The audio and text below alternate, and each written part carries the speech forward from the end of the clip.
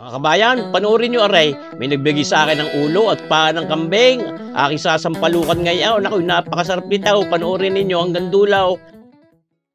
Ayan mga kabayan, ako'y niregaluhan ng aking kaibigan at subscriber si kabayang Richard Jodoro ng taga Norsagaray, Bulacan. Aring patulo ng kambing naray yan. Bagong kata yan. Pinasupletin na niyang paa at saka yung ulo.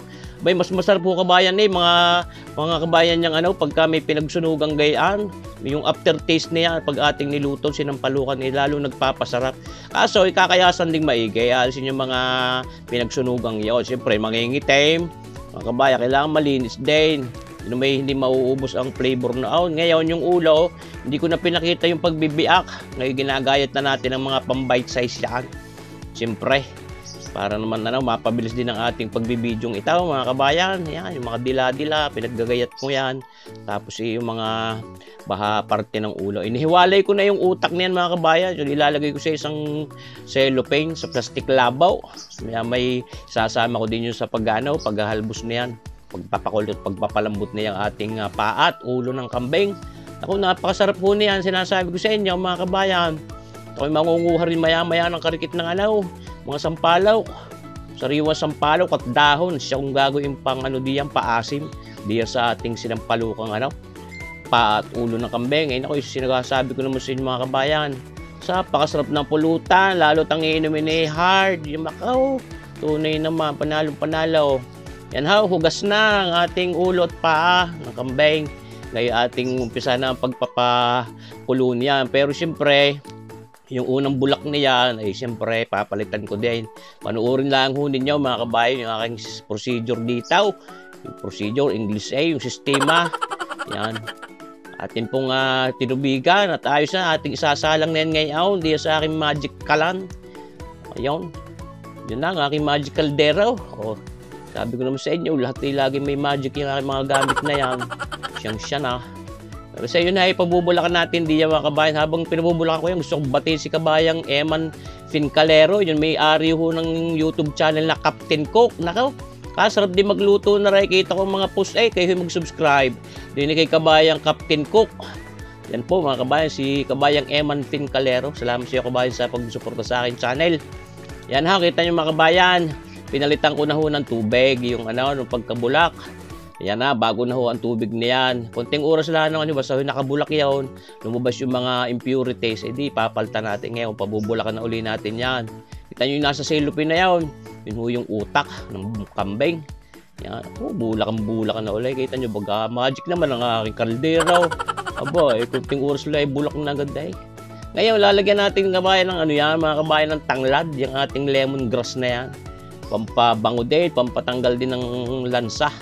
Tatila ang pagluluto diyan dahil matagal lumambot yan yung ulo at saka paa ng kambing na yan.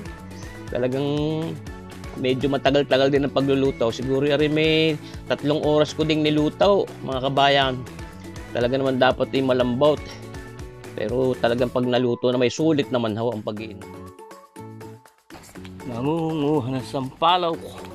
Meron kaya makukuha din mga kabayan. Uulan na kataas man ang mga bunga. Siya.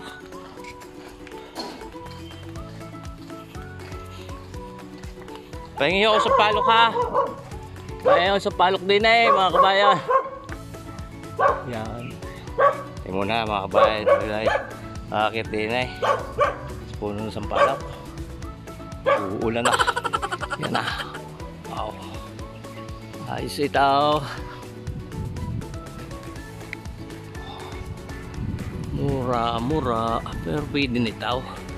Ganda ito, hindi mapait ang butaw. Hindi mapait ang butaw, ayos ito. Puro kutok.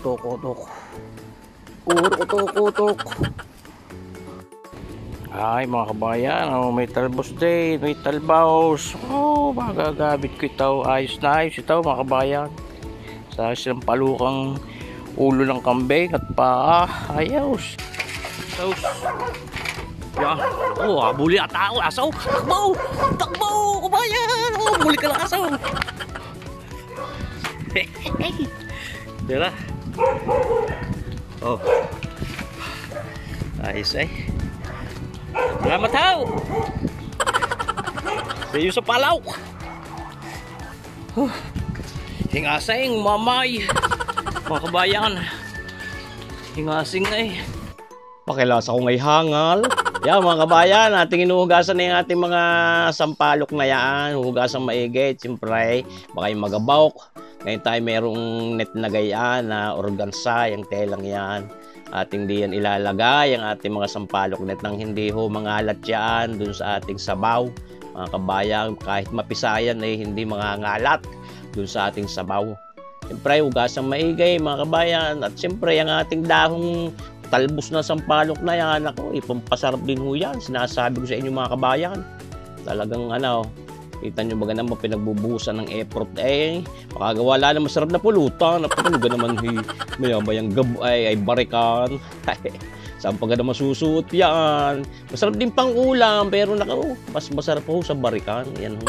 Ating sinampalukang ulo at paa ng kambing yan. Itong ating mga pansahog, mga panimpla, mga kabayan, meron tayong siling haba, meron tayong luyang dilaw at luyang puti, meron tayong sibuyas, may bawang. Yan mga kabayan, lalagyan din natin ng pamintang buaw. Yan. Tapos siyempre, lalagyan din ng karikit na asin dahil ang mas masarap pong pampaalat talaga diyan ay yung patis, fish sauce. Pero kailangan may asin din ng karikit. Yan ho, ating pinabulakang maigit. Tapos sasama na natin yung ating mga pampalasang yan. Yan na mga kabayan. Sayang ay. Yan mga kabayan. Yan ho yung ating pabubulakan pa rin diyan. Ang angin natin. At talagang matagal-tagal ang mga pagluluto natin gagawin diyan sa sinampalukang ulo at paa ng kambing na yan mga kabayan. Sana hitugangin yung panuno or mga kabayan din sa aking lutong aray. Talaga namang nakoy panalong-panalo na rin pagka kayo makakasubok gumawa yan. Sasama na rin natin yung ating mga paasim na yan, sampalok at dahon.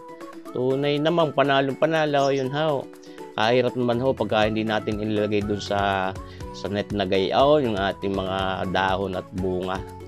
Alam mo, siyang-siya na yung dahon ng sampalok. Mahirap hirangin. Yan, ayos na. Kita nyo ba gayan? Kumulay na yung luyang dilaw. Pati yung bag nagkulay dilaw. Ayos! Bigay magic.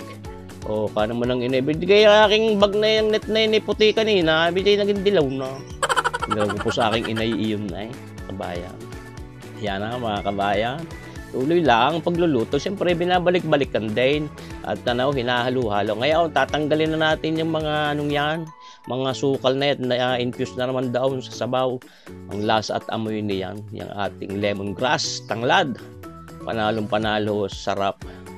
Yan, ating titistingin din. Kung nalambot baka hindi nalambot. Pag-ayon ng aking kwentong yan na. Atin hong ano-anuhin lang yan mga kabayan. Ating sasaid-saidin din yung asim nung sampalok na yun. Yung sampalok natin yun, hindi to na magulang, kaya dapat marami-rami din ang aking ginamit. Yan mga kabayan natin. Binantuan na ng tubig. Yan na mga kabayan, para masarap ang sabaw, higupin. Nakalataga namang igop abaw. Mga magbabarik diyan mga kabayan. Saus ko po. Tagal-tagal din, pero talaga naman sulit ang paghihintay. Pagka kinakain at pag pinupulutan tunay na. Yan mga kabayan, ating medyo nililigis ng karikit yung ating mga paasim na yun.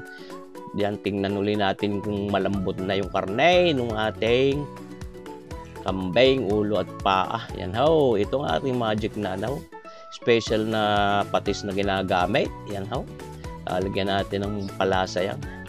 Lagyan muna natin ng mga isang kutsara. Ito naman pag kinakain pwede pa rin gumawa ng sa usawan. May karikit na kalamansi, patis at sili.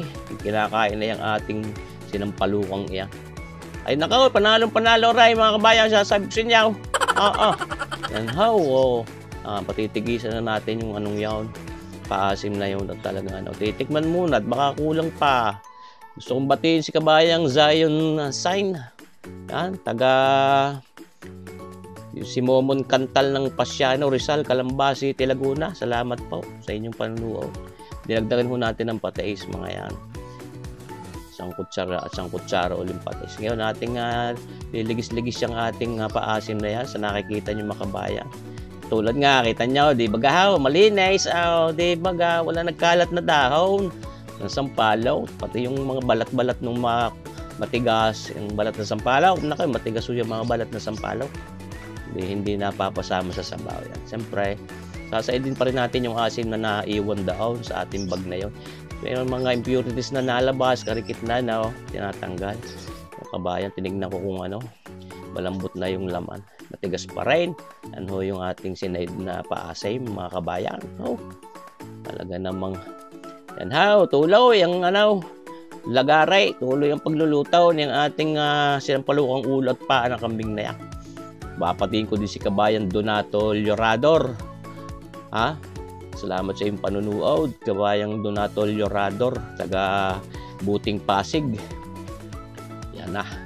Tapos, kita nyo, ito yung ating nilagay sa cellophane kanina na utak ng kambing. Lasama na rin natin na magkalasa. Para yung flavor na yung ating sabaw lumasa din doon sa utak na yun. Agawan na doon, piyado na. Talaga namang masarap yung mga utak-utak. Kailangan natin yan, mga kabayan. Pandagdag sa ating utak. Yan na po. Ulo, ayos na, luto na ang ating sinampalukang ulo ng kambing at saka paa. Kabayan, salamat sa iyong panunood, kabayang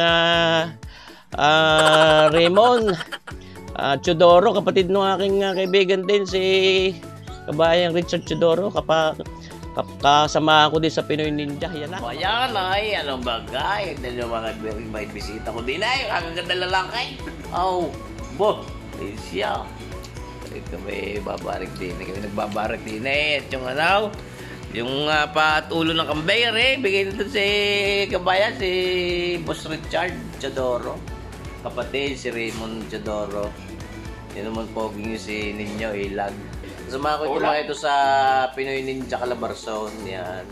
Shout out kay Vice President namin si Sir President Ninja Master Alvin Mamalayan. Ayan.